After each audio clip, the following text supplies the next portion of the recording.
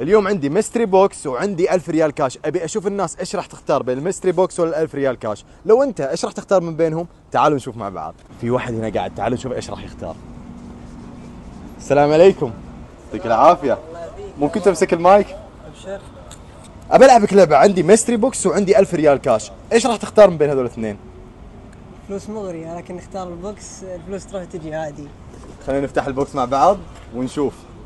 تتوقعون راح يندم على البوكس ولا لا؟ افتح.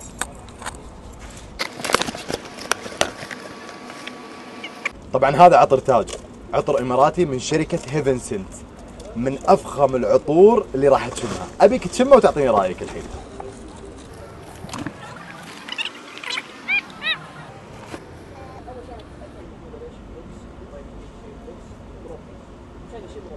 ايش رايك؟